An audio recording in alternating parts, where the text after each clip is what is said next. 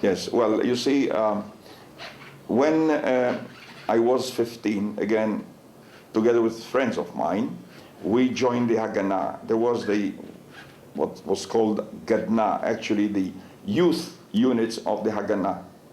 And we belonged to a youth movement, actually Boy Scouts, Jewish Boy Scouts.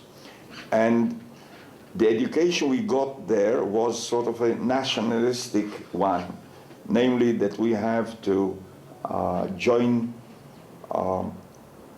the effort of forming the Jewish community here in Palestine, the national home, the Jewish national home, which of course we hoped that with the time would turn to be a Jewish independent state.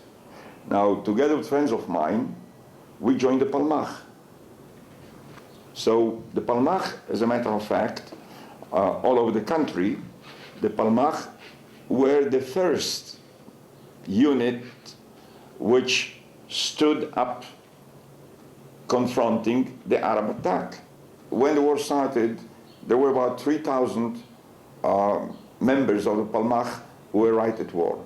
By the way, in the Palmach there were also girls, not only boys or not only men.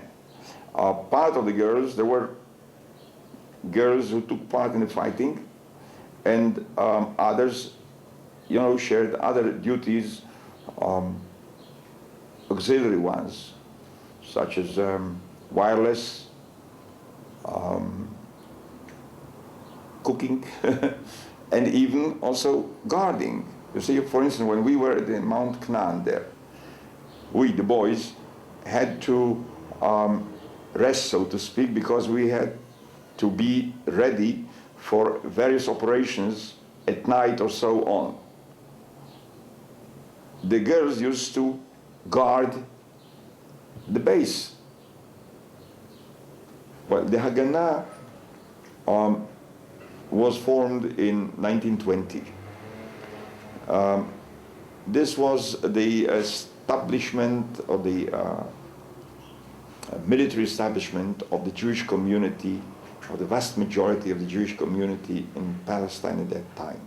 Now the purpose was defense. Haganah in Hebrew means defense. Forming a certain organization which would undertake to defend the Jewish community in Palestine against any attack on them, on their life, against any threat on their lives or property or whatever it was. This was the Haganah. Now, and this, of course, was illegal, because the British, they said, we are responsible for the safety of the entire population of Palestine, and we cannot and should not allow any group or any part of the population to arm itself and form militias and so on for self-defense. And therefore this was outlawed. And this was sort of an underground organization which embraced the majority of the Jewish community. It was under the direction of the political leadership of the Jewish community and of the Jewish agency and the Zionist organization. Now this is the Haganah. Later on, it was in 41, the Haganah formed a special unit within its ranks, a special unit, a striking force, so to speak, as you said, like the Marines, which would be in full service. You see, the members of the Haganah, they used to have their regular life, everyone used to go to work, and sometimes at the weekends used to go for some training, or were called sometimes once a month or so for training. And of course, they were on the alert. In case that was needed, they were called to get weapons and so on if there was any threat of attack or any threat to Jewish life or so on.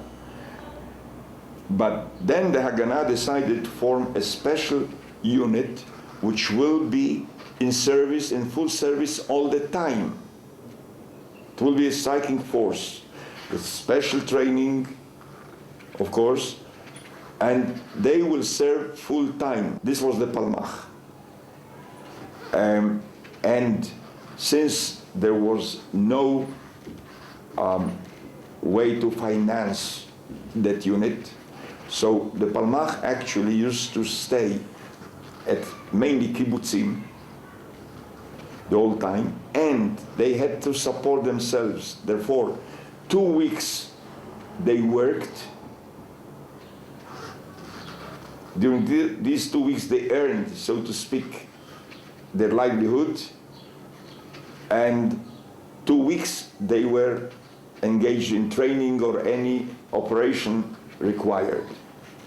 And of course supported by the kibbutz, because this was actually the money which they earned through the work which they did.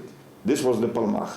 The Palmach was a unit within the Haganah, and where the Palmach was under the command of the Haganah. Now, and they took orders from the Haganah and from the, as I said, the leadership, Jewish political leadership of the Jewish agency and so on. Now, there was actually an organization which was formed, actually, which parted itself from the Haganah, claiming that the Haganah was not active enough, was not doing what was needed to defend the Jewish community, and they especially did not do enough at the beginning to stand up against Arab, and this I am thinking of the 1930s. You see, we had the Arab rebellion, 36 to 39, with Arab attacks on Jews and Jewish villages and towns and so on. And the argument was that the Haganah was doing enough to stand up and actually to retaliate. So they formed a military organization called the Irgun Tzvai Leumi, led by, and this started from the revisionist party, you see, which also led by Jabotinsky, which disagreed with the Zionist official policies and established a separate Zionist organization, a new Zionist organization, and this was at the beginning under the command, so to speak, or under the guidance of that party or that organization. And they started, for instance, with operations against Arabs, just attacks on Arabs in retaliation for Arab attacks on Jews. For instance, if Arabs shot at Jews just because they were Jews, they said, we'll shoot back. Any Arab, just because there is an Arab, we'll shoot at him. They implanted bombs in Arab markets and so on, just to cause as many casualties as possible, believing that we'll teach the Arabs a lesson, that if they hit us, they'll get it back. And this would persuade them that they should stop that method. And in the meantime, there was what we call the White Paper of 1939, which actually prohibited any further Jewish immigration into Palestine, which prohibited sale of land to Jews. And at the end, after a period of 10 years transition, the British said they would establish an independent Palestinian state, which meant practically that there will be an Arab state. Then, of course, much resentment on the part of Jews against the British started. Now, the Irgun Tzvai Leumi split between one part which said we should fight the British, and this was the Lehi, at the beginning was called the Stern Gang, after the name of the founder, Stern. And Etzel at the beginning did not fight the British because they said that war, and now the British are engaged in war against Germany and so on.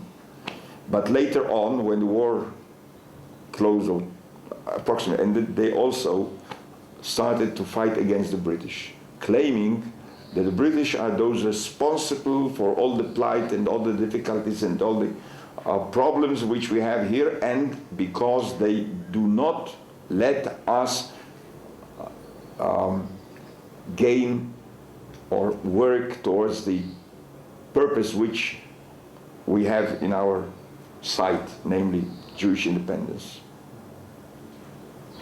Now, the Zionist leadership, with the exception of Etzel and so on, they claimed that if this is what's about to happen, fight between Jews and Arabs once the British leave, we have to prepare ourselves towards that moment. Training, get ammunition, weapons, and so on, to be prepared as much as possible to that moment, for that moment. And therefore, if we fight the British, they'll fight back. And once they leave, we will be powerless when the real struggle for the future of Palestine starts.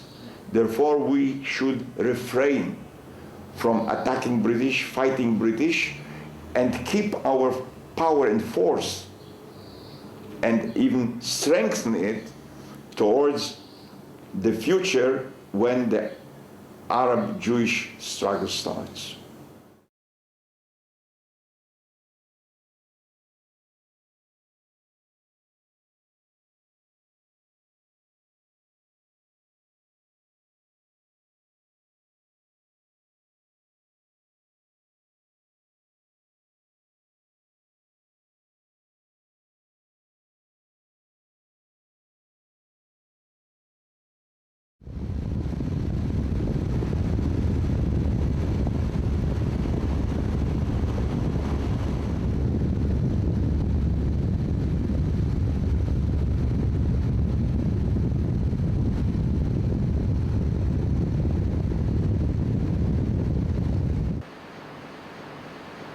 Inside the Israeli society, inside the Israeli Jews, there were two basic directions in politics.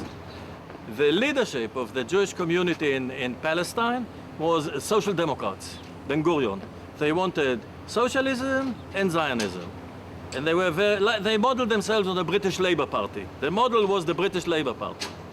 Now, they did not want the Jews to become independent in Palestine before the Jews were a majority, because they did not want a situation like in South Africa, where 500,000 or 1 million whites has to rule 8 million blacks. They did not want the Social Democrats, so they said, first of all, we must become more and more and more and more, and only when we will be the majority, then we will demand independence. And therefore it is important to buy land and make farms on the land, and the more farms we have and the more peasants we have, the more people will be here, and then when we are the majority, we will demand independence. If they did not think about partition, they thought about the whole of Palestine. Begin's people said no. Begin's people said, a country is conquered only with weapons. We have to fight. It doesn't matter if we are 500,000, we have to fight. And who are we to fight? The British, because the rulers of Palestine were British. So the right-wing nationalists, Begin's people, tried to kill British soldiers. Ben-Gurion was against killing British soldiers. He was for showing the British that they should support the Israeli Jews, and therefore the Israeli Jews will become more and more and more, and therefore to go with British imperialism. Begin fought British imperialism in order to become independent. But 90% of the Israelis were not with Begin. 90% of Israeli Jews were with Ben-Gurion. They did not want to fight the British. So Begin was a small group, maybe 15%. And they wanted to conquer Palestine by force of arms. The Etzel, the right-wing nationalist, Begin's organization, they only had 5,000 people in the whole of Israel. The Haganah, Ben-Gurion, had 50,000, and they became the Israeli army. But Begin wanted to say, we also did something. We also. The flag was a map of Palestine with Transjordan, and the hand holding a rifle over the map, and underneath it said, only like this. That means only with the rifle, we will conquer Palestine. This was Begin. Now, only 15% of the Israeli Jews supported this. And Begin was willing to fight the British. Majority of the Israeli Jews, of the Palestine Jews, did not want to fight the British. Now, what begins 1939, what begins is Second World War. Ben-Gurion's people with the British against the Nazis, no problem. Begin's people have a problem. Should we stop to fight against the British because there's a war now against the Nazis, or no? And they have a big debate, and they split. 90% say, now that there is a war against the Nazis, we stop. We go with we help the British. So the Begin's, the right-wing nationalist, had a split. 80% went, now that there is now there is a war with Germany, we stop fighting the British, we fight with them against Germany. After the war, we will start again. But 20% said, no, we continue to fight against the British even during the war. And if they want us to stop, they should give us Palestine. And these people went to negotiate with the Nazis an agreement between them, Jews, and the Nazis against the British. Of course, the Nazis were not interested. The Nazis wanted to work with the Arabs against the British, not with the Jews against the British. But Shamir, who became Prime Minister of Israel, went to Italy to negotiate an agreement with the Nazis of cooperation against the British. Can you imagine? After all that the Nazis did to the Jews, then the people, 20% of the right-wing nationalist Jews, who still wanted to have an agreement, a military agreement, with the Nazis against the British. Of course, the Nazis didn't want it, but this organization continued to kill British soldiers even during the war. And the British had a fight against them. They killed Stern sometimes in 41, in the winter of 41, but this organization was very small. They only had 500 people, the best time. Etzel had 5,000 people, and the Haganah had 50,000 people. So the proportions are basically 80% of the Israeli Palestinian Jews supported Ben-Gurion and social democracy. Only 20% were nationalists, and of these 20%, only 20% of them, 500 people, were supporters of extremist nationalism. That's it.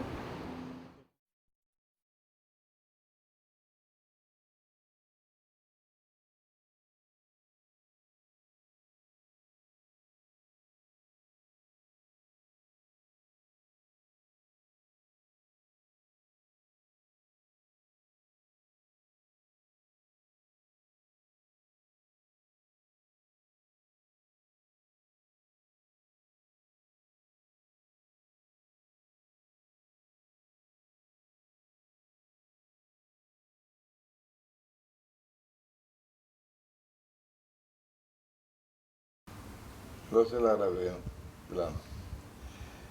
אבא פתח חנות ביפו של כלי מטבח, מסחר כלי מטבח. אבל אחרי זמן, אני לא יודע כמה שנים זה היה, התחילו המהומות והפגנות של ערבים נגד היהודים. הערבים צעקו על אהוד קלבנה, אחר כך נתרגם לו. רגע. היהודים כלבים שלנו, זה הארץ שלנו והיהודים כלבים שלנו. והיו גם מקרים שפגשו יהודים והרגו יהודים. ואז אבי ברח לתל אביב. זאת חנות בתל אביב. אני לא, הפגנות של ערבים לא. אבל מפה אפשר להגיד שגם מתחיל החינוך שמוביל אותי לארגונים של המחתרת של הימין. אבא וכל החברים שלו שבאו מטורקיה, יהודים עם מושגים של הימין, דתיים ימניים, אפשר להגיד. ואבא היה אוהב ומאמין בבן אדם אחד שהרבה מאוד האמינו בו, זה היה המנהיג של הימין הציוני, זאב ז'בוטינסקי. המופתי והערבים לא רצו שיהודים יבואו להנה. רצו להרוג ערבי יהודים, לגרש את היהודים. וז'בוטינסקי, הוא חינך אנשים עוד בחוץ לארץ. למשל ההורים שלי עוד בטורקיה קיבלו את החינוך הזה, שכל הארץ היא שלנו.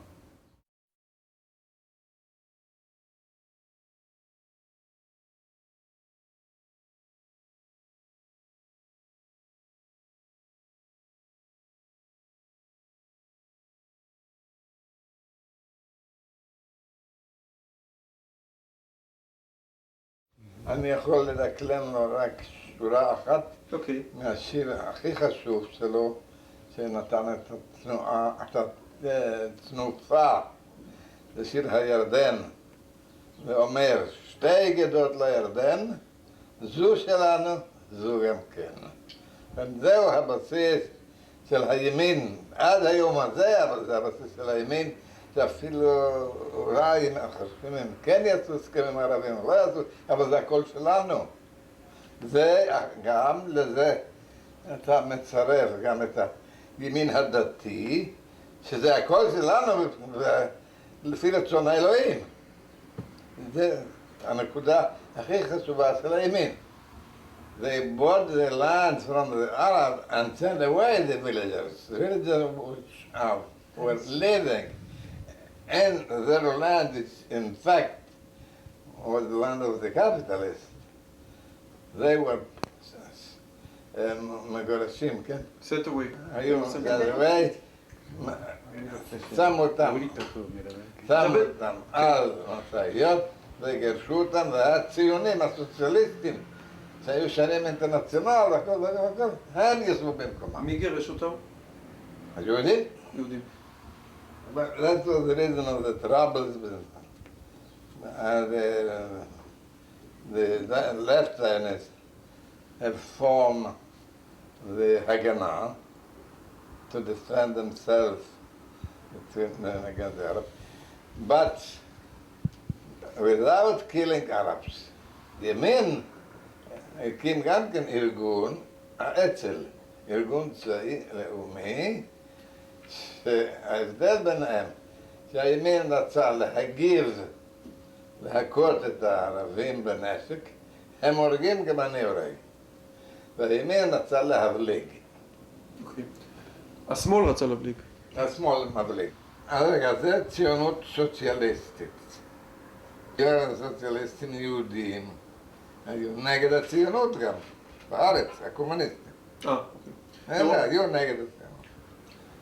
אז אני בתור ילד נכנס לארגון נוער ימני, ארגון נוער ימני, תאים לאומיים. אני מדבר עכשיו על עצמי ולא על כל המדינה. תאים לאומיים זה נקרא, ותקופה די ארוכה היה יצחק שמיר המפקד שלי. יצחק שמיר זה היה ראש הממשלה של ישראל אחר כך, כן? היה לי כבר הרבה רומן ארוך. ואני קיבלתי ממנו חינוך, ועכשיו, החינוך, שוב פעם, החינוך בעצם החינוך של ז'בוטינסקי. החינוך שאומר שהכל שלנו, כל הארץ שלנו ואת הערבים צריך לגרש מפה. ומותר להרוג ערבים ולשים פצצות בשוק של ערבים, כמו שהם שמים פצצות, גם אנחנו שמנו פצצות וכו'. זה היה משהו שנמשך, מזה אנחנו עברנו לאצ"ל, ארגון צבאי לאומי. טוב, אז אני לפני זה הצטרפתי לאצ"ל. זה עוד לא היה בדיוק ברור מה זה ומי זה. אבל כשנוצר הפילוג זה היה ברור שזה שני גופים, בימין, שני גופים נפרדים, האחד ממשיך נגד הערבים, והשני לא נגד הערבים, כי הם הבריטים. אבל במשך הזמן, גם זה וגם זה, שכחו שהם שניהם נגד הערבים. אז אני התגייסתי באופן רשמי, הייתה איזו ועדת קבלה, ונהייתי חבר אצ"ל בישראל, קראו לזה. הוא קראו אצ"ל בארץ ישראל, וזה אצ"ל בישראל, ואני כבר חבר אצ"ל בישראל, שאברהם שטרן, הוא יאיר, היה המפקד הכללי, ואחר כך היה מה שהוא עשה, והיה התפוצצויות. טוב, אז פה התחיל תקופה מתוחה ורומנטית. להיות בגופים, בגוף כזה, ולהיות חייל של גוף כזה, ולעשות מלחמה נגד הבריטים, זה משהו דבר גדול. ואני הרגשתי טוב, בשביל זה אני נמצא שם. הרבה היו שם, לא מפני שהם באמת חלצו משהו להיות, אבל לא היה משהו אחר להיות. להיות גיבור על ידי מחתרת, זה כמו נגד הגרמנים, אז פה אנחנו נגד האנגלים. טוב, אז שאלה, מה הלאה? אז רגע, אז עשו פיצוץ, המפקדים, כמה מפקדים של האצ"ל בישראל, זה היה השם שלו, עשו פיצוץ בתל אביב ב-8, ושם באו כמה קצינים, יהודים, בריטים ויהודי אחד, וכולם נהרגו, ואז התחילו לרדוף את הארגון הזה. ואז גם הארגון השני, האצ"ל בארץ ישראל, רצה גם כן לעזור לממשלה הבריטית נגדם. וגם ההגנה הייתה נגדם. זה היה גוף מסוכן מאוד. בשבילי זה מצא חן מאוד, שזה על בסיס הרומנטי שלי היה הגבורה. אצ"ל. האצ"ל הביא אונייה מלאה נשק, כמו שהערבים עשו פה. ואז בן גוריון אמר, לא לתת לנו להיכנס עם הנשק, אז תהיה מלחמת אחים, וירו על האונייה הזו, נהרגו כמה אנשים שם, ונקחו את הנשק, ולא נתנו לנשק הזה לאצ"ל. אז רגע, הארגון עכשיו, הארגון נקרא כבר לא ארגון הלח"י, מה שאני מדבר עליו. כן, זה כבר לא האצ"ל. האצ"ל נשאר האצ"ל, ואנחנו שיצאנו מהאצ"ל קראו לזה הלח"י, שזה מעברית לוחמי חירות ישראל. וזה התארגן כבר בצורה יותר סטבילית, ואנשים הצטרפו לא נגד הערבים, כנגד הבריטים. הבריטים מנעו יהודים להיכנס לארץ. זאת אומרת, האשמה נגדם הייתה יותר גדולה מאשר נגד ערבים. מפני שהשמאל, זה הגנה, כן? נקרא לו השמאל כמו שהיינו קוראים לו אז, היה משתף פעולה עם הבריטים נגד הלח"י וגם נגד האצ"ל. ואנחנו היינו צריכים לעצור אותם שהם לא יצליחו בזה. זאת אומרת שהתחלת הפעילות של האינטליג'נס שלי זה היה נגד ההגנה. טוב, אחר כך גדלו מחלקות גיוס, לא רק אינטליג'נס גדל, אבל גם מחלקות גיוס, פעולות טרור וכו'. גם אני הייתי קיבלתי את הקורס הזה, קורס טרור.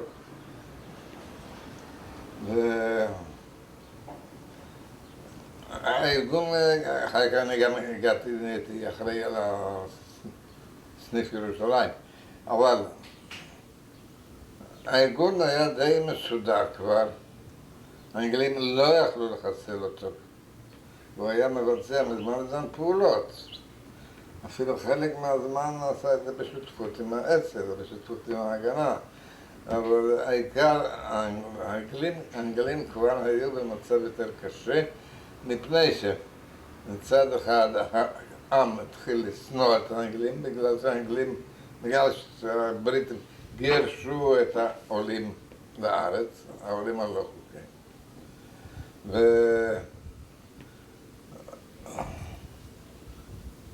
חוקיים. בעצם כן, פה מתחיל האנטגוניזם הגדול בין היישוב היהודי, בינו לבין עצמו ובינו לבין הבריטים. רגע, מתי זה התחיל? אני חושב שהגענו לכך שהאנגלים עזבו את הארץ, בסוף בן גוריון הכריז על מדינת ישראל. ואז למעשה היה גיוס כללי, גם של הארגונים הימניים, גם של השמאל, לגוף אחד שנקרא Defense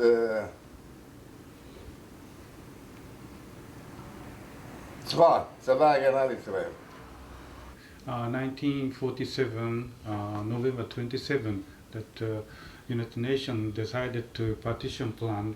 Where you heard it and what was your feeling? נגד. שהימניים, הימין הקיצוני, ואני הייתי בימין הקיצוני גם, אנחנו התנגדנו לחלוקת הארץ. רצינו שהאנגלים יצאו, אבל לא יחלקו את הארץ. הם יצאו, לא אנחנו. וגם נגד הערבים. אותו דבר. נגד הערבים כל הזמן, נגד הערבים כל הזמן. טוב, מי שנהיה גדול זה הצבא. והלח"י לא נגמר לגמרי. למשל, האו"ם שלח לארץ ישראל או למדינת ישראל, שלח את הרוזן השוודי, שהוא חלק מהאו"ם, ברנדות, לירושלים, כדי לעשות הסכם בין יהודים וערבים.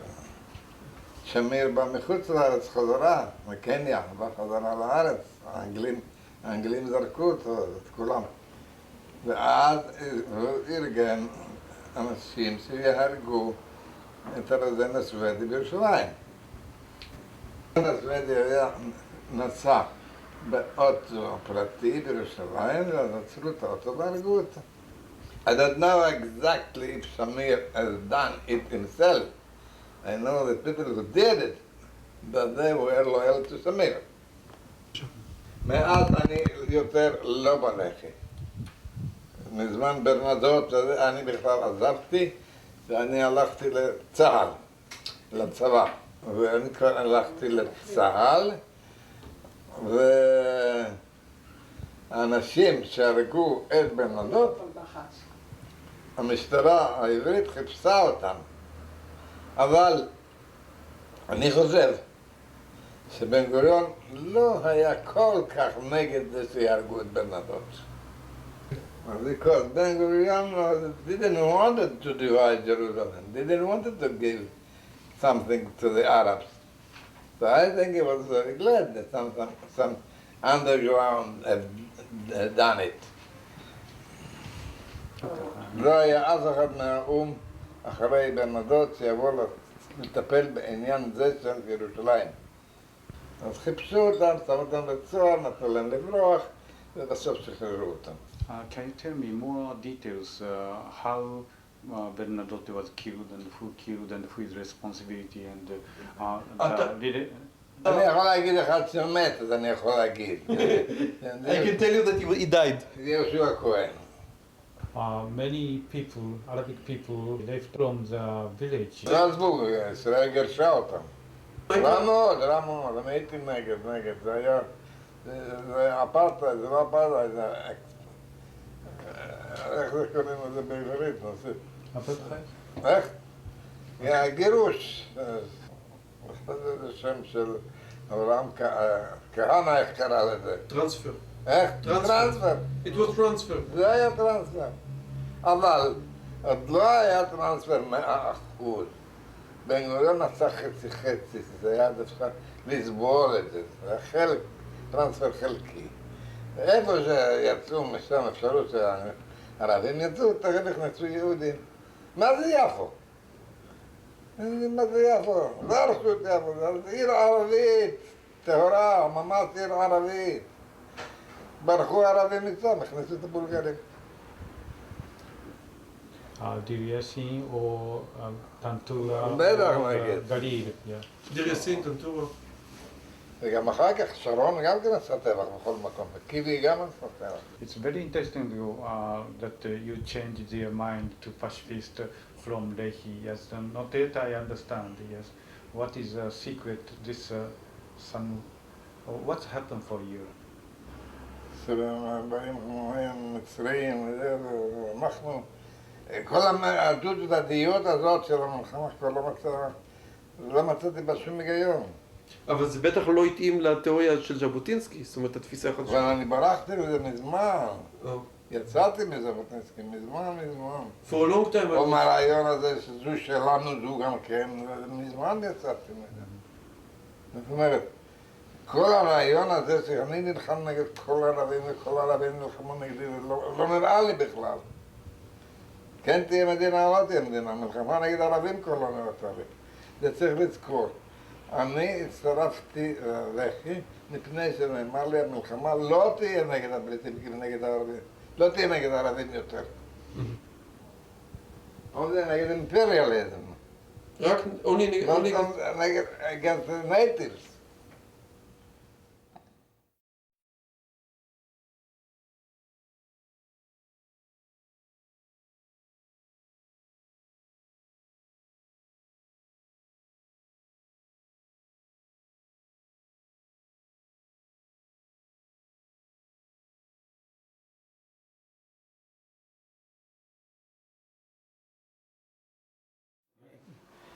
I was born in Haifa in 1929, exactly when it was the how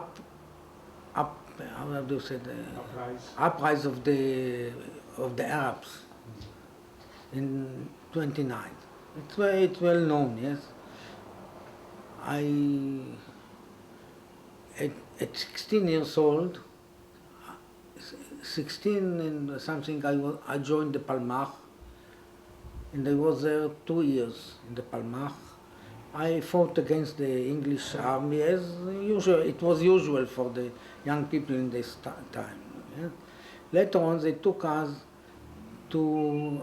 I was mostly in the northern part of Israel, to the Negev. They took us to the 2nd Brigade of the Negev, and it was exactly the time when it became the convoys, because we couldn't move without convoys in the Negev. As to Jerusalem, it was the same thing to the Negev. I must say that our platoon and our brigade was really honest people, most of them. I saw terrible things, yes, but most of them were honest people. Later on, become other people. They come, yes, to help us, and it was another type of people, yes. But in the beginning of the war, I can't remember only one case of a murder and a rape.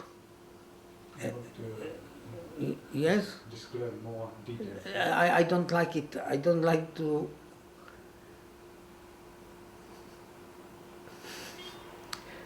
I don't like to remember it. Yes. But usually it was, as if you can say, a war honest. It was an honest war, not against the people, not against the Palestinians. Yes. Later on it's changed. But in the beginning, of the first 3 months, it was how can you say that? Honest, but it was a war, yes, a terrible war. Later on, we begin to throw away the villages when we become stronger.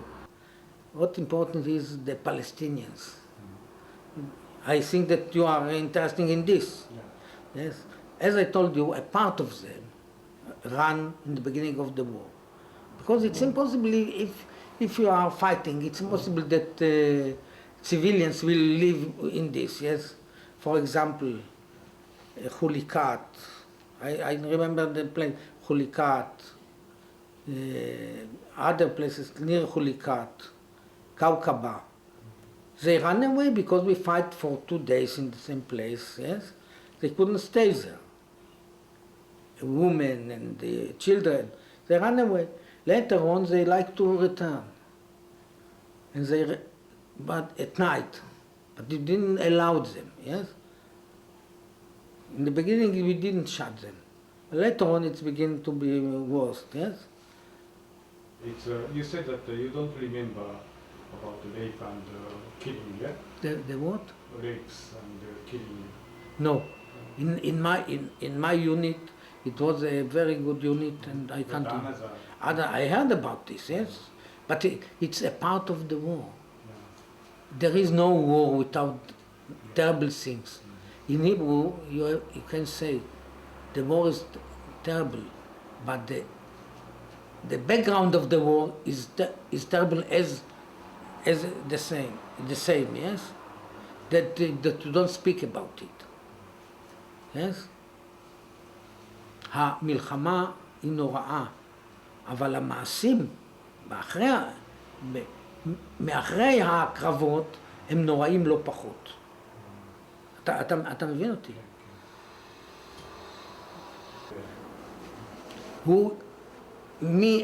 מי צודק במלחמה או לא, זה רק ההיסטוריה אומרת, כן? אני גמרתי את המלחמה, הייתי בן 20.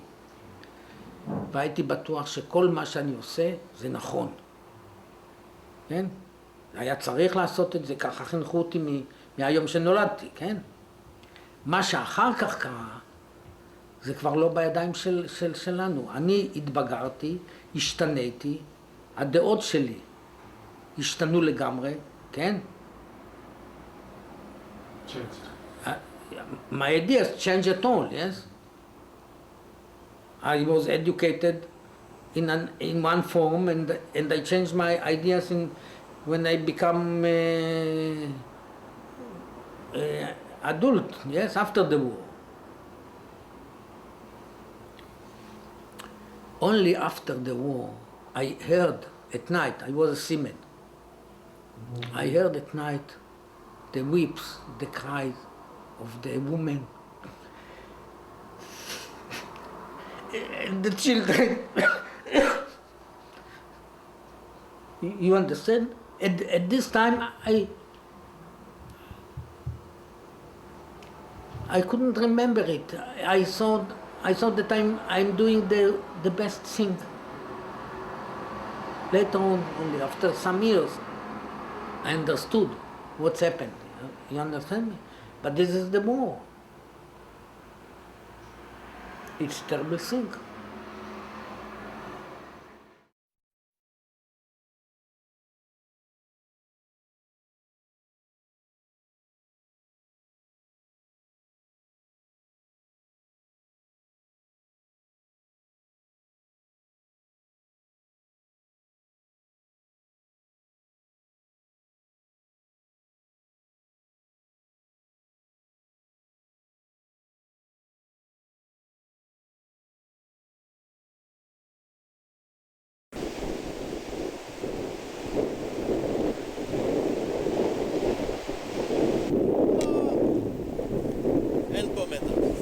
Uh-huh.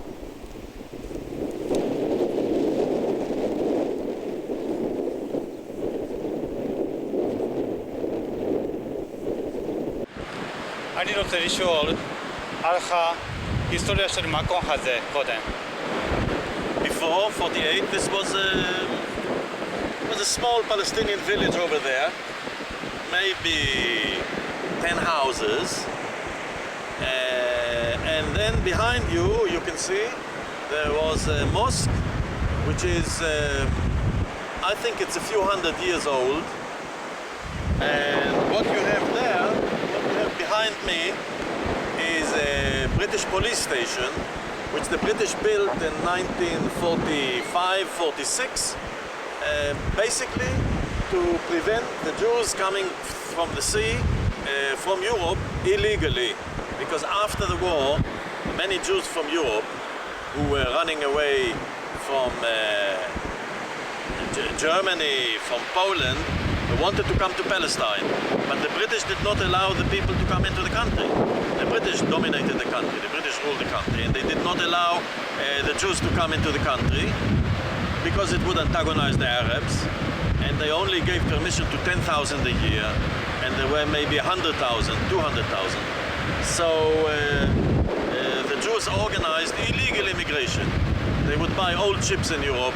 The ships would come about 200 meters from the beach, and then the people would jump into the water, run through the water, and go from here until they reached the Jewish settlement, and there they would live. And the British could not catch them. So the British built police stations every 20 kilometers with a radar on top to see when the Jews are coming, and then immediately to call a British warship to stop the ship. And they used to take these people to Cyprus. And what you see here behind me on the hill is one such police station. There were maybe 4 or 5 along the coast. And in 1948, when Israel became independent, Israel took this police station, and it is now a school for children who committed crimes, for criminals who are below the age of 16. That's it. And the people used to come, you see where the people used to run up the beach, right? You see this is where the people used to. And over there, as you can see, they started to drill for oil. Now they're looking for oil in the Mediterranean. And that's it. This is it. So you have everything here. You have the Palestinian mosque, the village. You have the British behind me, and you have Israel, oil drilling. Yes. You got it? Yeah, I got. Yep. Drilling. Huh? Drilling. 10 kilometers. I see. And here's the look. You have the mosque, you have the police, the British police station, and you have the oil. And so you have the whole history in 500 meters. I see. Okay, so I ask about Arab revolt, 1930s, 20s. So you want to know about the previous Palestinian struggles? Yes. So the Palestinian struggle started immediately. The Palestinian struggle for independence started immediately in 1918 after the British conquered Palestine from the Turks. And the British promised the Palestinians, all the Arabs, Saudi Arabia, Iraq, they promised them all independence if they helped them to fight against the Turks. And the Arabs helped the British to fight against the Turks. The man who did the connection was Lawrence of Arabia. And he promised the Saudis, they were all one nation, they were all Arabs.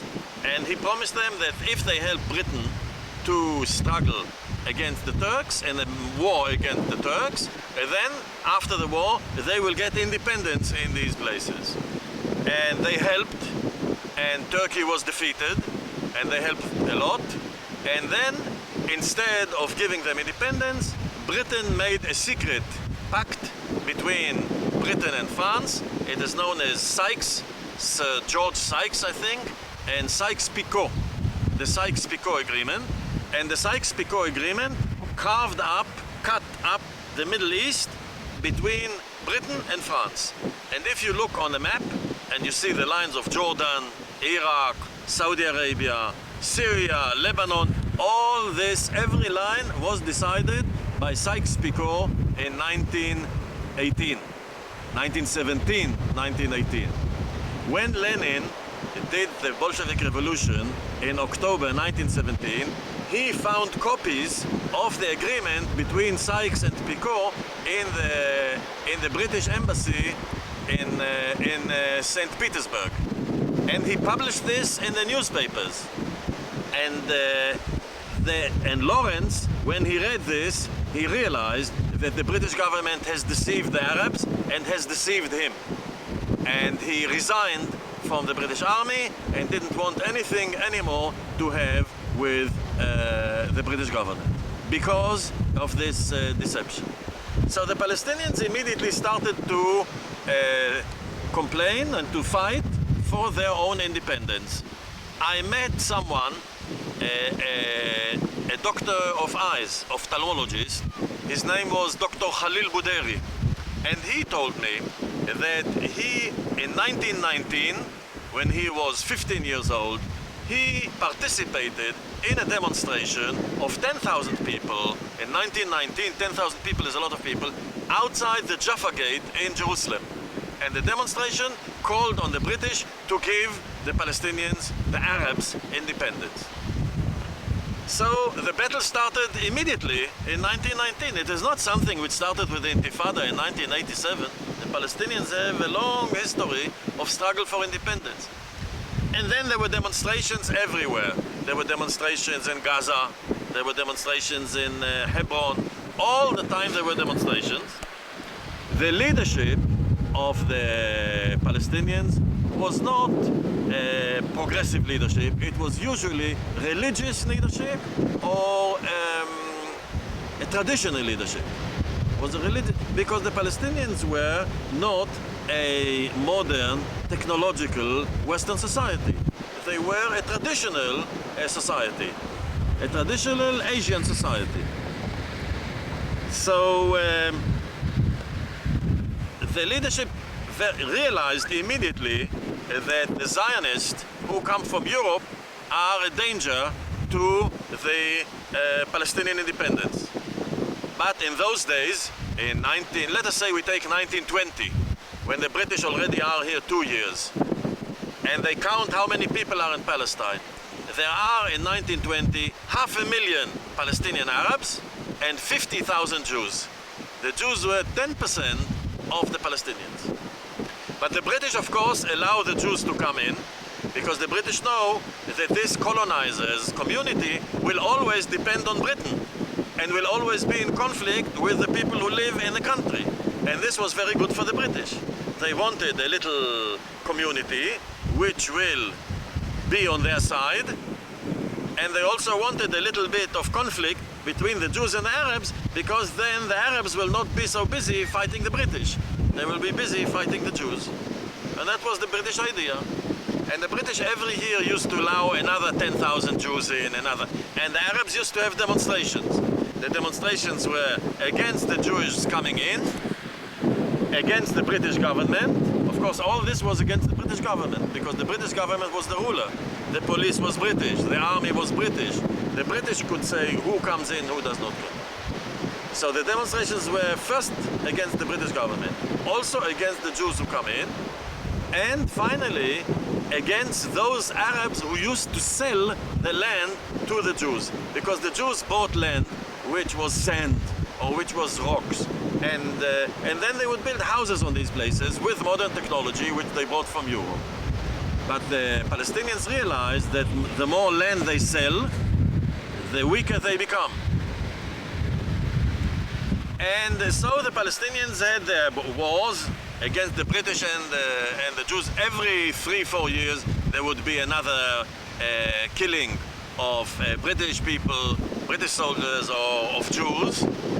There was a famous massacre in Hebron of the Jews in 1929, when because some other Jews in Jerusalem went to the wall and put a Jewish flag on the wall. So the Palestinians saw everything like this as a threat to their struggle for independence.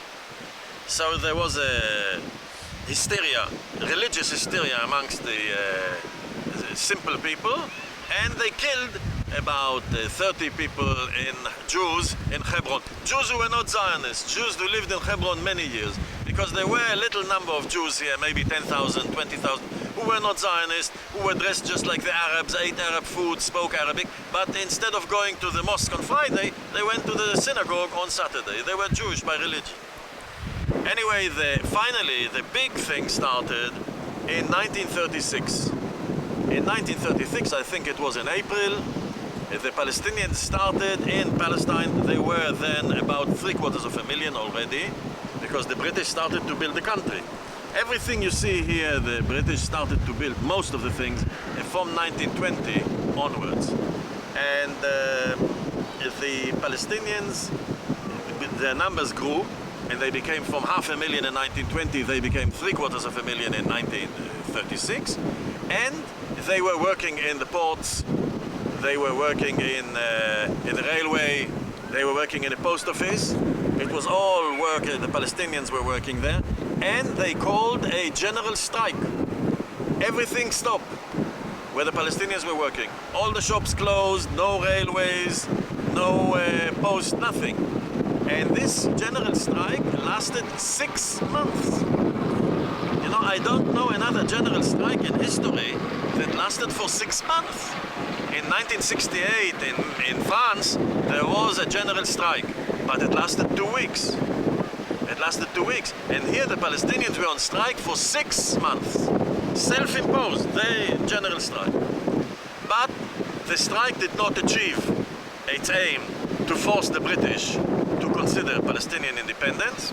And therefore, the Palestinians began to fight with guns against the British. The British, not the Israelis, not the Jews. The Jews were here in 1936, maybe 250,000. And the Palestinians were 750,000. The Jews were newcomers. Everybody was an immigrant, was in the country maybe 10, 15 years. The Palestinians were here 1,400 years. So, but there was not much conflict between Palestinians and Jews. Most of the conflict was between Palestinians and the British, because the British were the rulers. And the Palestinians uprising was a peasant uprising. There was no PLO or Popular Front or Democratic Front.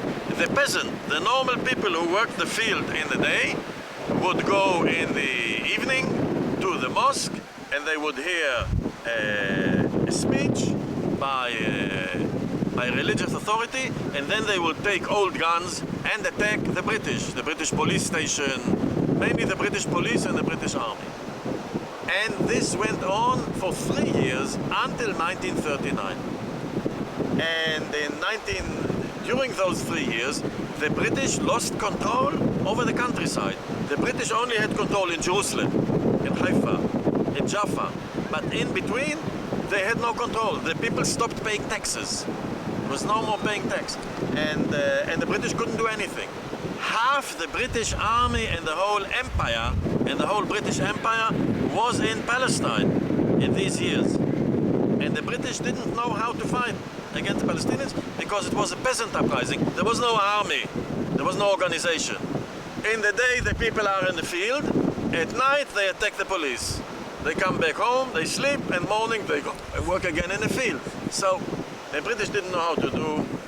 And the British called for a commission of inquiry, and then they decided, I think it was in 1937, that yes, Palestine must be cut into two, and the Palestinians must get independence in one part of the country and the Jews in the other. Of course, the Palestinians did not want this, because the Palestinians said, we are living here 1,400 years, we are 750,000 here, the Jews are new, they are 20, 30 years here, and they're only 250,000. Why should half of our country go to these people? And this battle of the Palestinians continued until the Second World War. And when the Second World War started, it gradually went down and it ended. But there was no major British victory against the Palestinians. It is just that the war began and the British started to fight the Germans, and the Palestinian thing went down. Also, there were various groups in the mountains of the Palestinians, and they started to fight with each other. There were always amongst the Palestinians many people who kept on selling land to the Jews, or kept on giving information to the British. So the Palestinians always had a problem to get rid of these people. For example, every village, every Palestinian village, and there were about 1,000 villages, had a headman, a muhtar. This man was not elected by the people of the village. the British would come to someone and say, you are now the headman. And they would pay something like $10 a month to this person. They made that person the mayor of the whole village. And that person, of course, would give the British information about the people who fight against the British. So there was a lot of collaborators with the British amongst the Palestinian people. All the headmen, all the muhtars were working for the British. And they were telling the British, come to my village, there are 20 people who have guns and want to attack you. And the British would come and attack these people, and so on. But eventually, as I said, because the Second World War started, the uprising finished, and the Palestinians did not win what they wanted.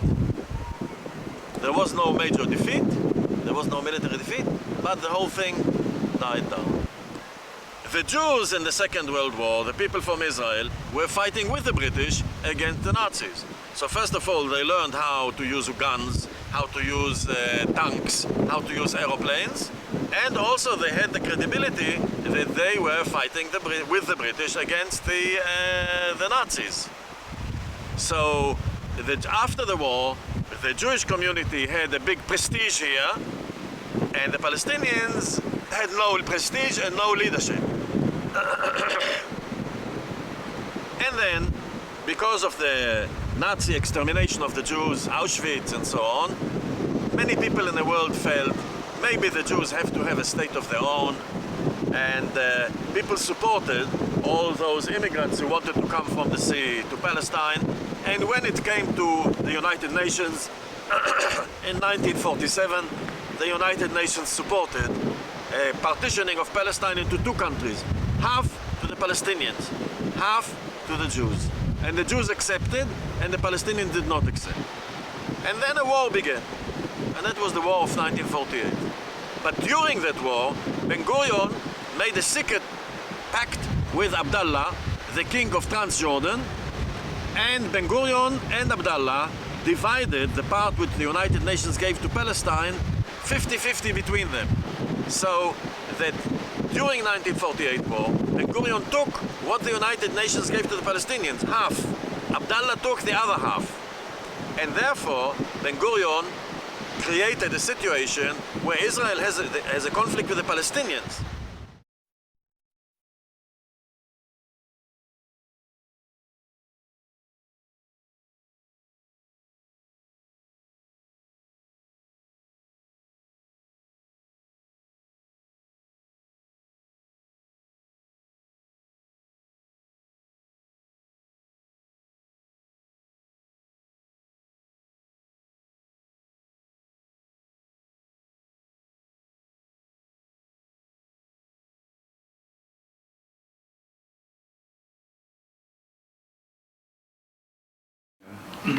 I want to question mainly about the D plan, from where the D plan and about the transfer committee and the person, and what was the idea came and how this implement. I think everything is written. It's sort of there, yeah. But I want to for this.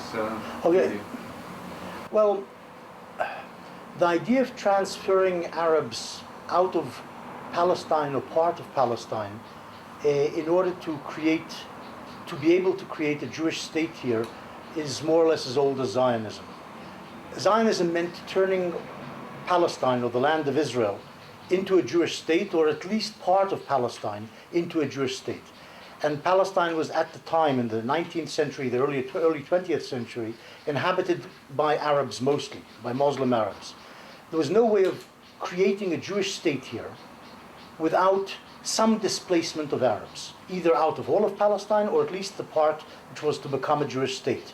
Because the Arabs opposed the Jewish state, they would fight against the Jewish state, and if they were incorporated in a Jewish state as a large majority or as a large minority, they would have been a destabilizing factor in that state. They would have They didn't want to be citizens of a Jewish state, and they would have tried to destroy the Jewish state, as they tried to do in 1948. So from the start of Zionism, even though the Zionists didn't like to admit it or didn't even want to face the subject, there was a necessity to displace Arabs if there was to be a Jewish state here. It's as simple as that. Now, during the 1920s and 30s and 40s, Zionist leaders thought about the idea of transferring Arabs. They didn't make a grand plan, they didn't think about it systematically, but they understood, especially against the background of the Arab revolt, which tried in fact to uproot Zionism from Palestine, and against the background of the persecution of Jews in Europe, which meant the Jews in Europe needed a safe haven here. So the necessity for a Jewish state grew as the years moved on during the 30s and 40s. The Zionist leaders thought about transfer, the need to transfer Arabs, and they talked about it, and there was a consensus in favor of moving out Arabs in order to allow a Jewish state, a stable Jewish state, a secure Jewish state to be established here. But they never actually got down to plans, they never thought in terms of plans, and they understood there was a moral problem here. And that's probably why it was never turned into an element of official policy of Zionism. It never became an official part of the policy. But in the end of 1947, the Arabs attacked the Jews. The Arabs attacked, they refused to accept, they rejected the UN partition resolution, they refused to accept a partition of Palestine into two states, they refused the establishment of a Jewish state, and they attacked the Jewish state. And at that point, the Jewish army, had to fight back. And this was the Palestinian Arabs who were attacking the Jews in Palestine.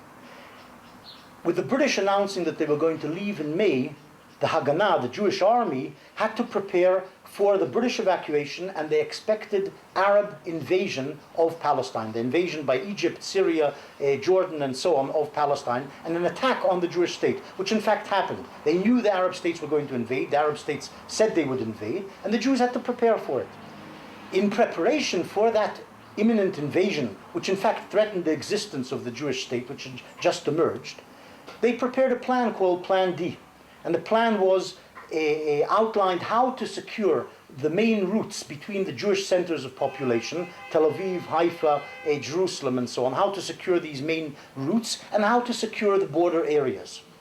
The problem was that these main routes and the border areas, Jewish settlements and roads and traffic were being attacked by Palestinian Arabs from their villages. The villages were bases of militias, and the militiamen were attacking the Jews. The plan called for overrunning the villages, conquering them, and if necessary, destroying and expelling the population. Destroying the villages and expelling the population. And that's what Plan D said. This is how these brigades are supposed to secure these routes and these borders in expectation of the Arab invasion. And it allowed the battalion and brigade commanders to conquer villages and to destroy the villages and expel their populations if they were hostile, if they were potentially hostile. And that's Plan D. When it was executed in April and May, in fact, the Haganah went over to the offensive, conquered a lot of the villages, destroyed them and expelled the populations, because the populations were the militias. And these were the people who were attacking the Jews and the Jewish state and threatening its existence, and making it impossible to defend the Jewish state against the impending Arab invasion. That's how these villages were seen. But for the implementation of this plan, sometimes tragedy happens, yes?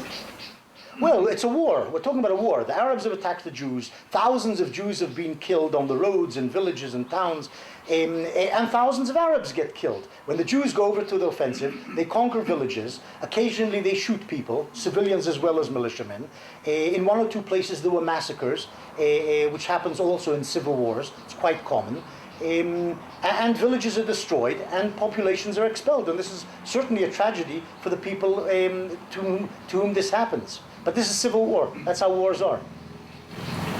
What is the relation between D plan and the transfer committee, if nothing? There's no connection. The transfer committee was a sort of a self-appointed committee of senior Zionist executives who understood that no Jewish state, no stable Jewish state can come into existence with a large Arab minority. And during 1948, they, in a small way, acted to implement, or at least to further, the idea of transfer. They, here and there, they managed to organize the destruction of a few villages, a handful of villages. But this is really marginal compared to what the Haganah and the IDF, the Israeli army, did in 48. It's marginal, but it was important in terms of lobbying. These executives lobbied the real leaders, Ben Gurion, Eshkol, and so on, to transfer. And they didn't plant the idea in these people's minds and the leaders' minds, but they helped to crystallize the thinking about transfer, that the villages have to be destroyed, the fields have to be plowed over,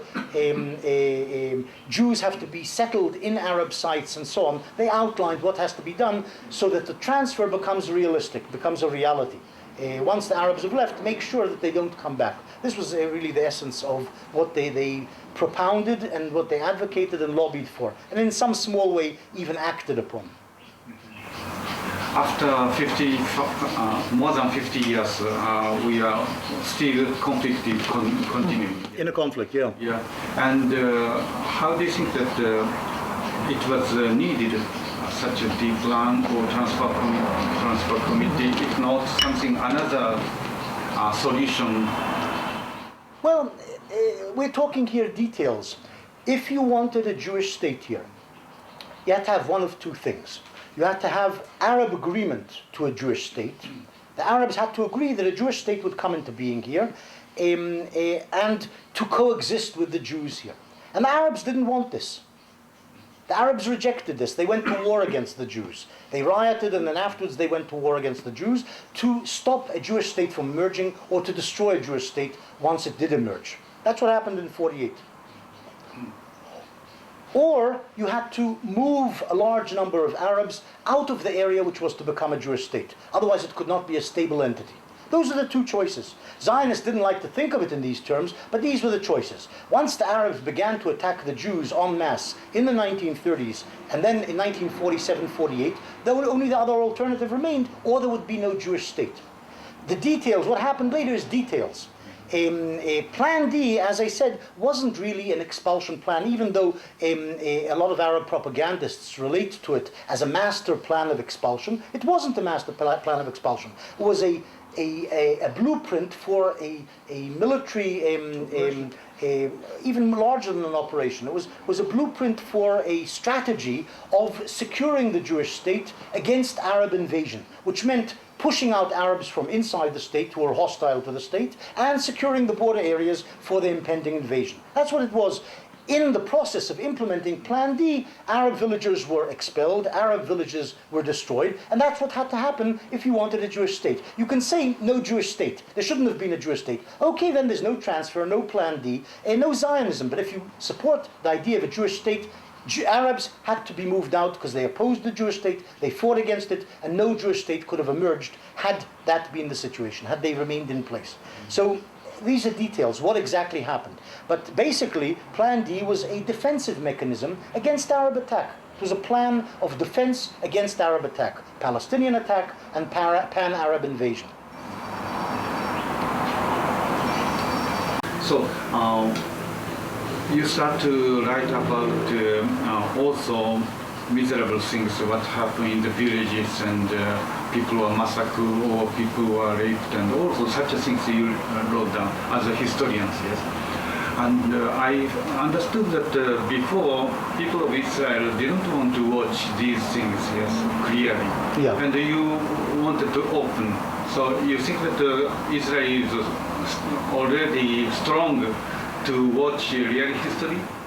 Yeah, I think the Israeli society is strong enough to look in the face its history, its real history. But the real history isn't all that bad. That's except that it's different from the self-image Zionism projected, which was a pure, noble entity, no war crimes, and so on. Israeli society is like any society at war, under threat and under existential threat. It does nasty things as well as good things.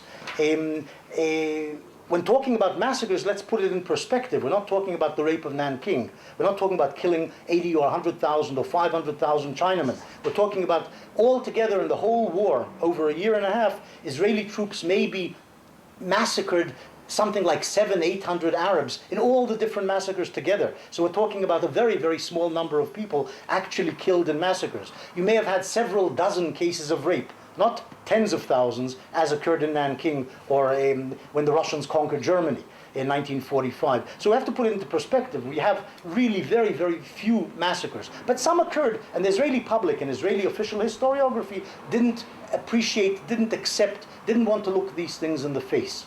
And my book, or a number of books, opened Israeli eyes to what actually happened. Wasn't so awful by comparison to the history of other peoples, but it wasn't as nice as Zionists like to think about themselves. And how people accepted this book? Well, in the beginning, there was a knee-jerk reaction against. Historians and journalists and, of course, politicians reacted against it. They said I was a pro-PLO inciter, subversive, and so on. But over the years, the book, certainly after it was translated into Hebrew, it first came out in English in 1988, then in Hebrew in 1991, after people began to read it and see how I presented things, they began to accept it, and today it's taught in all the Israeli universities and history departments, Middle East departments, sociology, political science. It's a very popular book. And I think most of the findings are accepted by most Israeli historians, even though there are some old historians who still don't accept my findings, or at least don't like the idea of publishing them. Even if they accept them, they say they shouldn't have been published. But most historians accept that it should have been published and accept the findings. So I'm quite happy. Why people went out from the villages or towns here? So this is the reason. So many reasons you write down. Can you describe about from the big city like Haifa, Jaffa, or Akka? It's every city has separate reasons. Well, there's a different story in each place and over each month. Things change during time and things change from place to place. Overall, the reason that Arabs left the country was because there was a war, and especially because the Jewish forces were attacking and overrunning Arab villages and towns. People did not want to be shot, they didn't want to be bombed, and also many of them didn't want to live under Jewish rule, so the Arabs left. In certain places, there were also expulsions by Jewish troops. In other words, Jewish troops enter a village, the villagers, or some of the villagers, are still there, and the Israeli officer says, "Go away, get out of here." So that's an expulsion. Usually they flee before the Jewish troops arrive. As the mortar bombs are falling, they flee. In some places, Arab leaders told the villagers or the townspeople to leave because they didn't want them to stay and be in the line of fire, or because they didn't want them to stay and accept Jewish rule. That would have been seen as treachery. So they told villagers and some townspeople to leave. So there was a whole mixture of reasons. There were economic reasons, because wars cause deprivation. There's no flour, there's no milk, there's no petrol. They think they can go away for a few months and then come back when the war ends. The crucial thing here wasn't really in terms of Israeli policy why they left, but why they weren't allowed back. That is, at some point in the summer of 1948, and we have the cabinet protocols, the discussions in the cabinet, and we have various military documentation about this, so we know exactly when these things happened. In the course of the summer of 48, the Israeli government decided not to allow refugees back. And this was about halfway in the creation of the refugee problem. In other words, about 300,000, 400,000 refugees had left by the middle of summer 48, and the government decided we will not allow back the refugees. So this made permanent, if you like, the refugee problem. You could add to that the other side of the coin, which is that once the refugees were in the Arab countries or in other parts of Palestine which were not Israel, the West Bank and the Gaza Strip, under Egyptian and under Jordanian control, the Arabs did very little to accommodate the refugees and to settle the refugees in their midst. I mean, they're fellow Arabs. They could have, like Germans exiled from Czechoslovakia in 1945, who went to Germany, they could have said, well, we'll settle them. They're our brothers. We'll arrange their resettlement. We'll give them citizenship. We'll build them houses. We'll build them schools, and they can resettle in the West Bank, in the Gaza Strip, in Syria, in Lebanon. But they didn't do this. So that made permanent their refugee status. Lebanon didn't give them citizenship. Syria didn't give them citizenship. Jordan gave them citizenship but discriminated against them, so they continued to feel as refugees, and on the other side Israel wouldn't allow them back. So both sides sort of made sure that they would remain refugees. Let me add to that one thing. This is the level of British policy in terms of government in Palestine and military units in Palestine. In terms of London, there was a second. They also were very interested in the British leaving without casualties. Had there been a lot of casualties, it would have been very bad for the British government in terms of public opinion at home. But they had another motivation in their policy, and that was that once they left Palestine, they wanted to make sure that their prestige and position in the Middle East would remain stable and firm. In other words, they didn't want to lose too much face or too much status or too much power ultimately in the Middle East as a result of their behavior in Palestine. So this, in a sense, and the Middle East, of course, meant Arab states. So they had to act in a way which wouldn't overly antagonize the Arab states. That's in terms of policy in London. And it helped push people onto the roads. But after, I don't know, something happened also indeed. I met one person from Palmach, yes, and it was, he didn't say clearly, but somebody ordered or not, he didn't know, but some mortars entered to some mosque, people were gathered. Not mortars, but Piets, projectiles, infantry anti-tank, that is rockets, anti-tank rockets were fired into a mosque.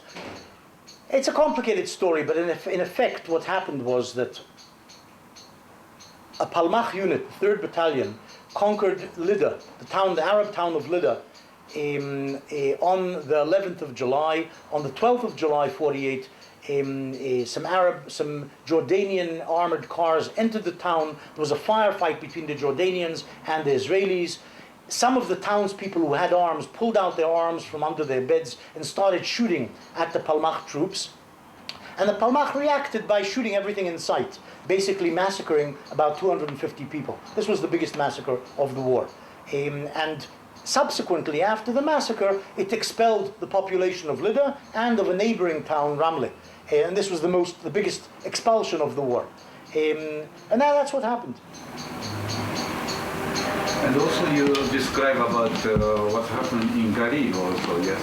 And some village was attacked and killing and happened. There were some massacres in the Galilee. I told you one shouldn't exaggerate these things. Altogether, in all the massacres which occurred in Palestine, perhaps 800 prisoners of war and civilians were killed by the Jews. There were also massacres by Palestinians of Israelis in which something like 300 people probably died.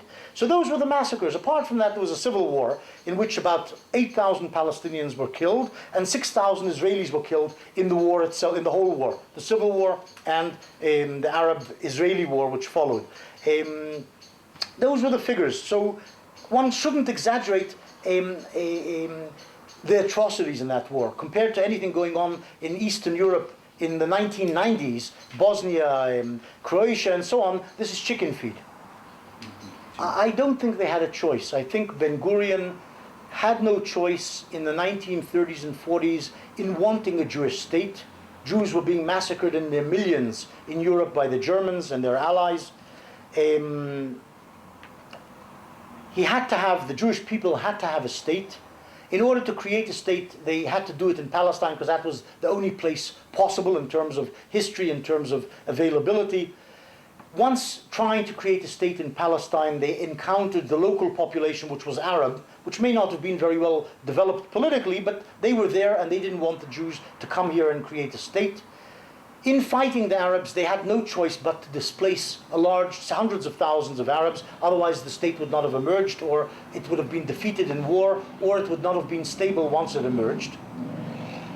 All these things are inevitable, and I think the major decision not to allow the refugees back, again, was a natural, inevitable decision. They could not allow the refugees to return, because it would have been a fifth column returning to the Jewish state and destroying it from within. As today, incidentally, the Palestinian demand for a return of the refugees and their descendants, and we're talking about something like 4 or 5 million people, and there are only 5 million Jews in Israel, that's Israel's Jewish population, it would mean destroying the Jewish state. So the return of the refugees, as Ben-Gurion understood in 48, as Israel's leaders and population understand today, spells the destruction of the state and can't be allowed. They did something wrong, they began a war, they must pay the price. otherwise the Jewish state is destroyed. That's the story of the refugees. It's very sad for the refugees, it's very sad for the Arabs, for the Palestinians, but that's how history works. You can't turn the clock back. The problem of why the Palestinians left, the expulsions and some massacres which occurred, this was known by a large number of people who were inside the establishment, in the army, in the decision-making process, in the government bureaucracies, but it was suppressed. It wasn't usually allowed, officially suppressed and internally suppressed. That is, it was self-censorship. Newspapers generally, except for Ala Mishmar on the left, newspapers did not write about these things. Massacres were usually not written about at all. Expulsions were normally not written about or publicized. By Chaim Guri, none of them wrote about these things, basically, because it was a sort of an unspoken decision by the public. Look, wars have a dark side, they have a good side. We created a state, we expanded our borders, but they also have a dark side which involves expulsions, atrocities and so on.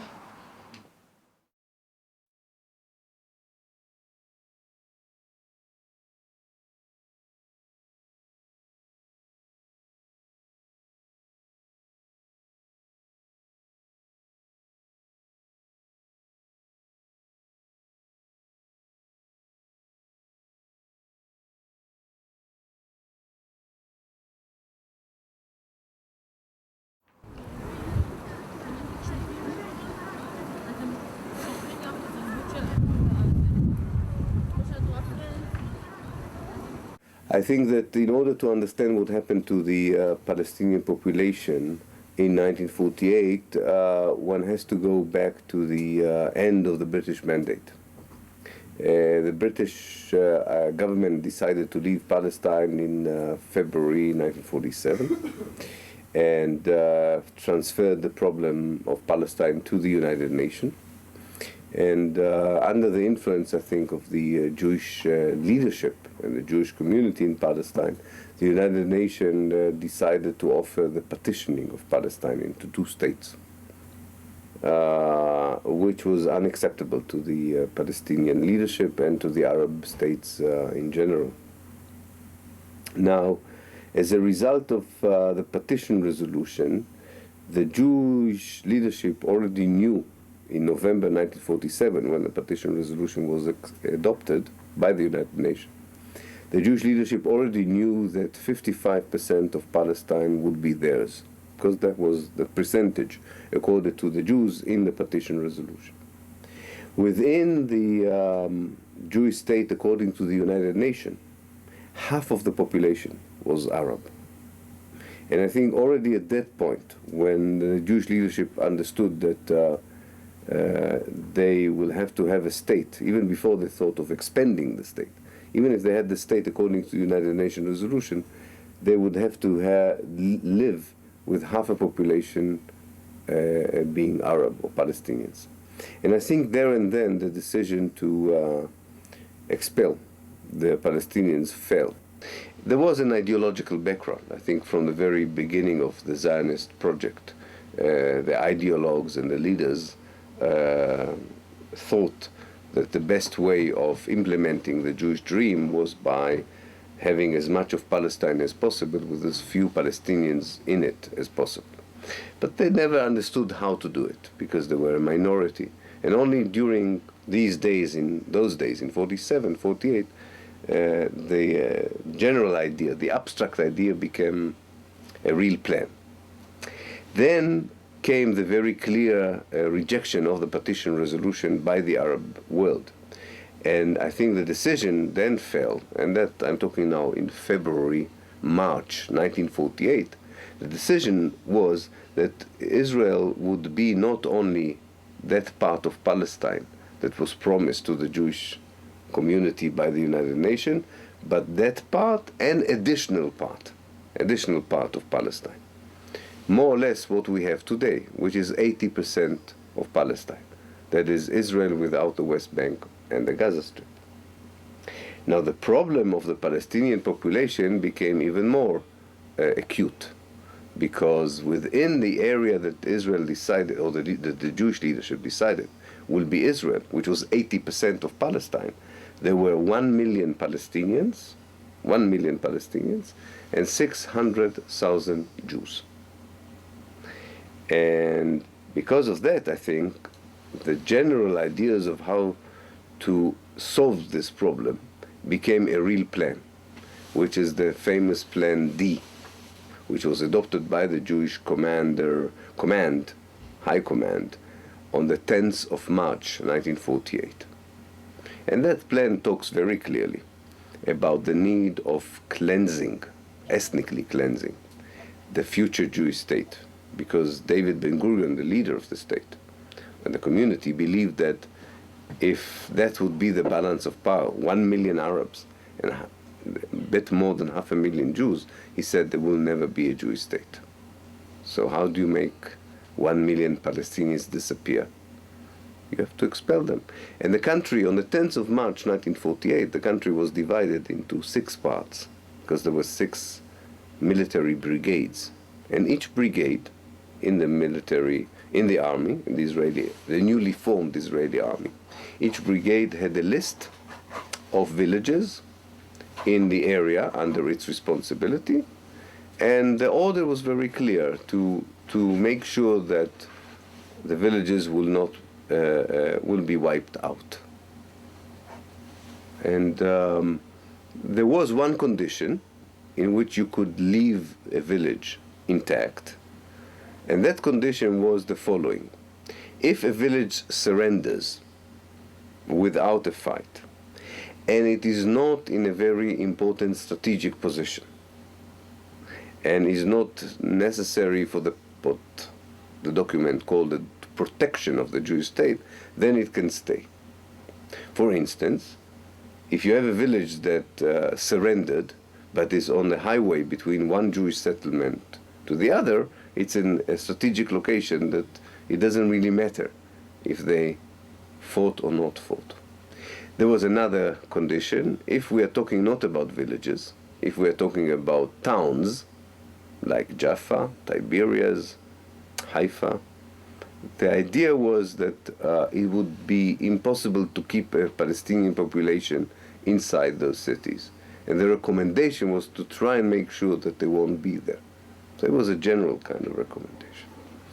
So if I summarize what I said until now, I think by March 1948, the Jewish leadership had prepared a very systematic, a very comprehensive plan for the ethnic cleansing of the future Jewish state, which was already 80% of Palestine. And I think as a result, 750,000 Palestinians became refugees. The rest, who lived in the West Bank, in the Gaza Strip, and in the Christian villages in the north, were spared. But the majority of the people who lived within what became Israel were victims of that ethnic cleansing. That's the general picture, as I understand it. Mm-hmm. Can you add some information about, you mentioned about 6th Brigade. Yeah. And the name and the task, I want to know. Yeah, if I remember, I hope I remember all of them. It's not easy. There is the Harel Brigade, which was responsible for Greater Jerusalem area. There was the Alexandroni Brigade, which was responsible for the coast between Haifa and Tel Aviv, and to the south of the West Bank, areas near Beersheba and so on. You had the Givati Brigade that was responsible for the south, Givati Brigade, so 3. You had the Carmeli Brigade, which was for Haifa, the Western Galilee, and some parts of the Upper Galilee. You had the Golani Brigade, which was moving between parts. I don't think some of the brigades were, when they finished the job in the south, were moved to the north. And the last brigade was Brigade number 7, they called it, number 7, which I think was responsible for the valleys in the east and some of the areas in the eastern northern areas of Israel. But if I'm not wrong, these are the 6 brigades. I think the important brigades are the Carmeli and Harel and Alexandroni in terms of ethnic cleansing. And you know why?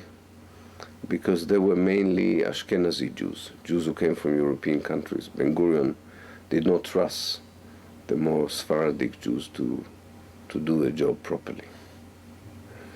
And I think that's one of the reasons that they were entrusted with the important job of expelling. I heard some organization called the Transfer Committee. Transfer Committee. Yeah, that's an interesting body. It was formed already before the partition resolution by a very interesting man called Yosef Weitz, who was the head of the settlement department of the Jewish National Fund, the JNF. And he was worried that the plans for ethnic cleansing were not systematic enough and not meditated enough. I mean, the people were not contemplating carefully what they should do or shouldn't do. So he formed a transfer committee, which was a kind of an ad hoc committee with 3 or 4 people, friends of his, colleagues of him from the settlement department in the Jewish agency. And they did the following things. First of all, they prepared a file of every village so that you would know which are the richer villages, which are the poorer villages, which are the families with whom one could, who should one talk to in order to try to convince them to leave without fight, and also to decide what to do once you have occupied the land and you expel the people. Ben Gurion refused to make it an official committee. He was worried that it would look bad. So he kept it as an ad hoc, unofficial committee.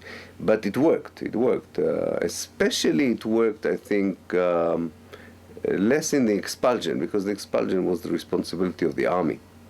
But it worked, and it was very important in coordinating the division of the spoils, what to do with the property and land after it was taken. And the committee had to decide whether you give the land to the JNF and you make a nice recreation park out of it, like a forest, you know, or you give the land to Jewish settlers and you build a kibbutz or a moshav on the ruins of the Palestinian village. And they decided it according to several considerations, which are not very important, but that was a strategy. So I heard that after conquer the villages, villages' houses are immediately demolished by bulldozers. Yeah. This is by the decision of D or Transfer Committee. Mm-hmm. Yeah. First of all, Plan D that we talked about said that every village that would be occupied and its population expelled has to be demolished. And Plan D also ordered people to plant mines in the debris so the people could not come back. So that was already an order from March 1948 by the army, not by the Transfer Committee. The Transfer Committee convinced the government to give it a lot of bulldozers in the summer, in August 48, because they wanted to accelerate the process of cleaning the area. So that was the Transfer Committee's request, and there was a special committee of ministers responsible for this whole operation. But they did it not just because of Plan D, they did it because they were worried that the international community would force Israel to allow the refugees to return, which happened in Resolution 194, as you know, in December 48. But by December 48, the Israelis said to the United Nations, it's very nice that you have a decision that people should return to their homes, but the homes are gone. We destroyed them, so they cannot come back to the homes. So I think part of the, not part, the main reason for the destruction of the houses was to prevent repatriation, the return of the refugees. Can you tell me what's happened about Bernadotte? Yeah, the Bernadotte proposal. It's some connection. Yeah, it's connection. Bernadotte was a United Nations mediator, and he was the head of the Swedish Red Cross. He was appointed already after 5 days into the fighting, on the 20th of May, 1948. He was appointed by the United Nations as mediator. And he had two proposals, one in June and one in September.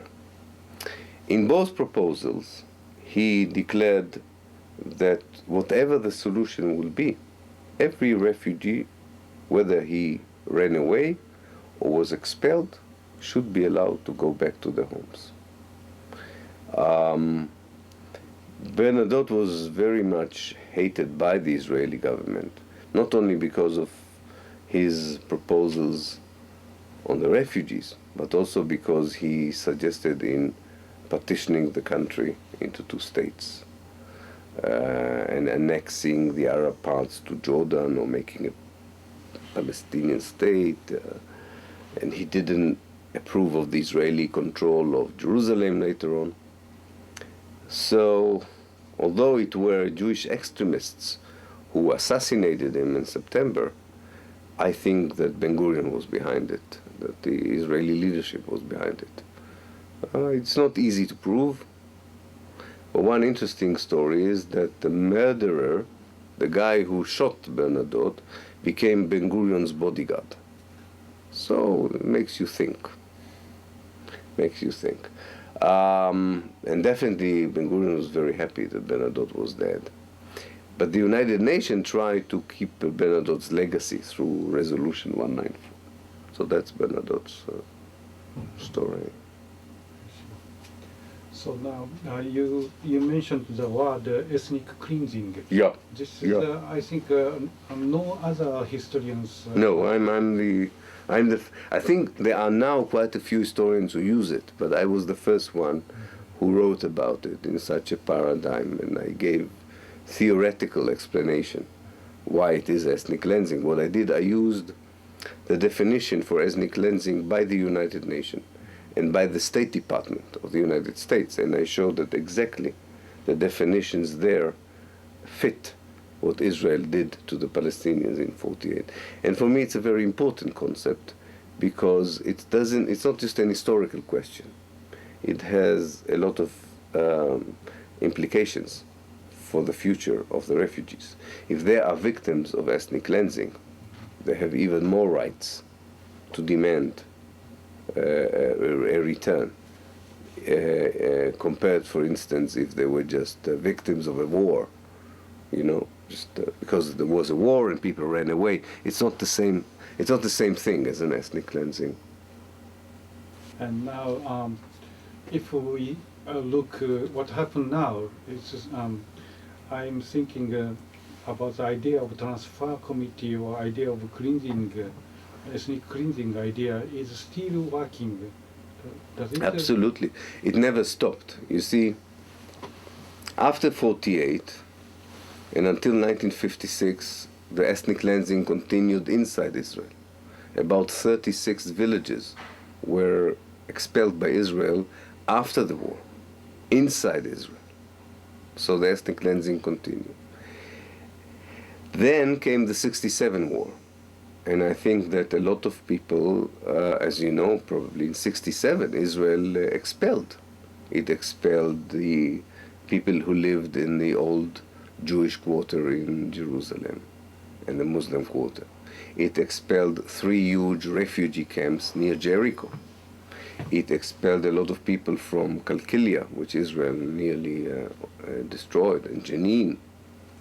And through the years of occupation, there was what we call a creeping expulsion. Slowly, a person here, a person there, especially in the area of Jerusalem, where the Israelis are using all kinds of methods to prevent people who live in Jerusalem from coming back if they leave for whatever reason. It's very difficult to come back. And of course, during the Intifadas, the first and the second, there were even more massive expulsions.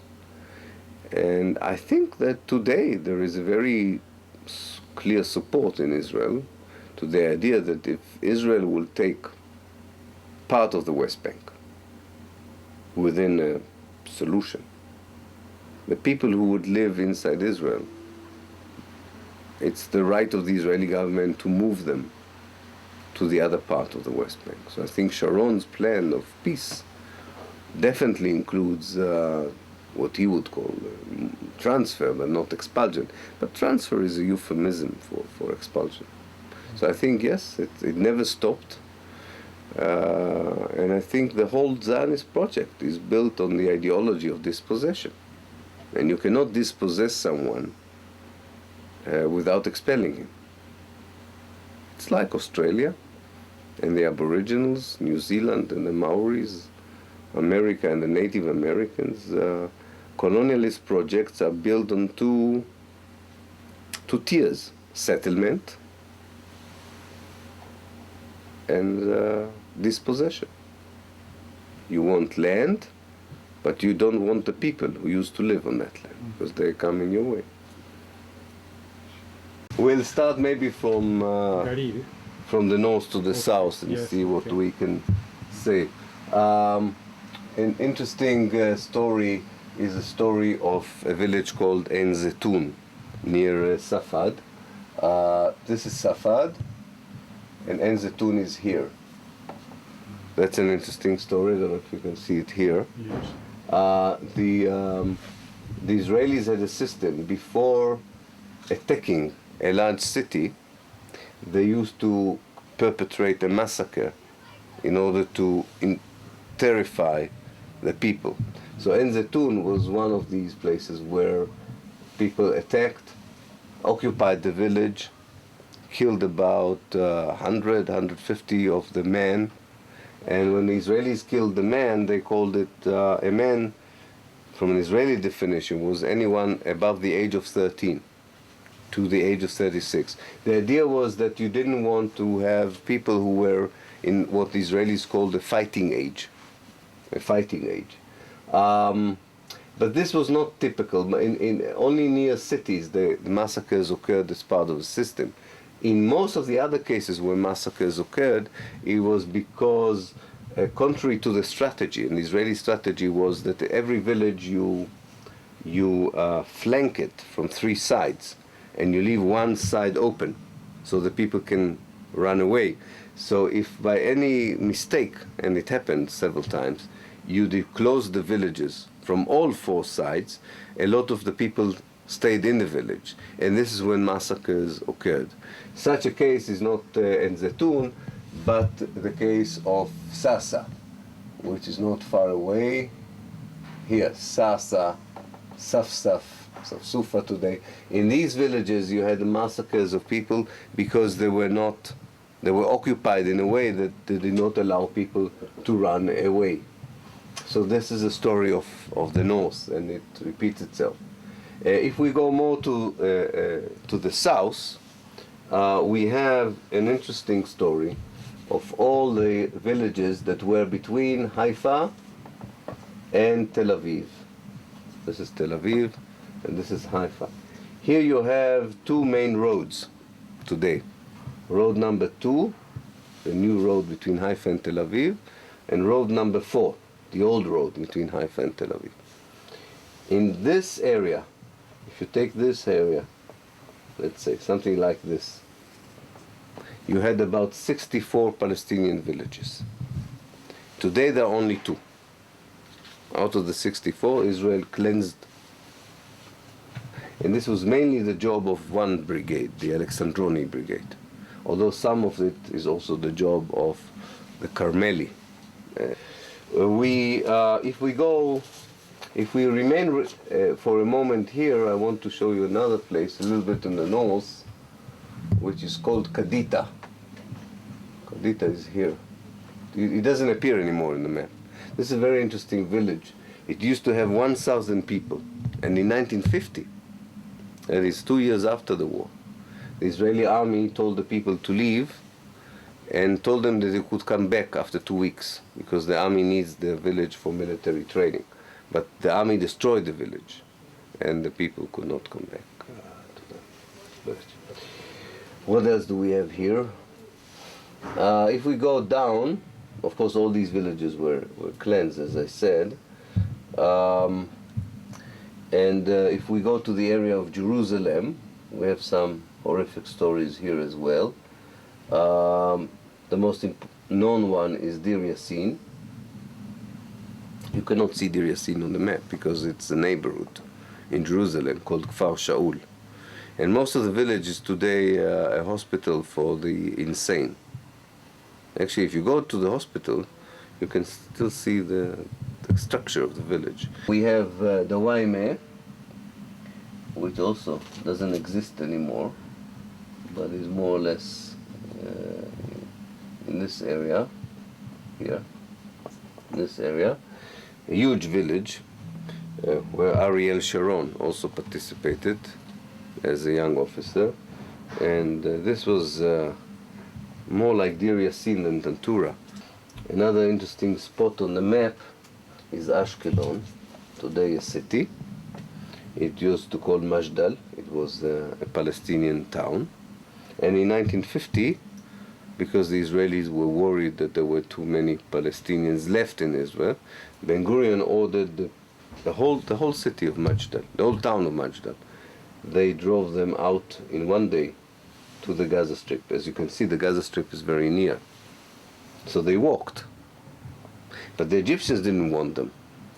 So the Israelis shot the Egyptians to force them to allow the entry of the refugees. Any interesting? I would just say in more general terms, if I would, just a second.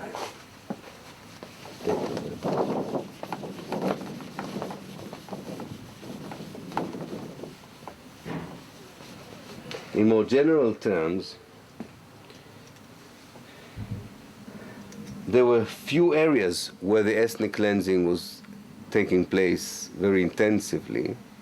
And what characterizes this area that there was no war. It's ridiculous to talk about the war of 48. There was a war.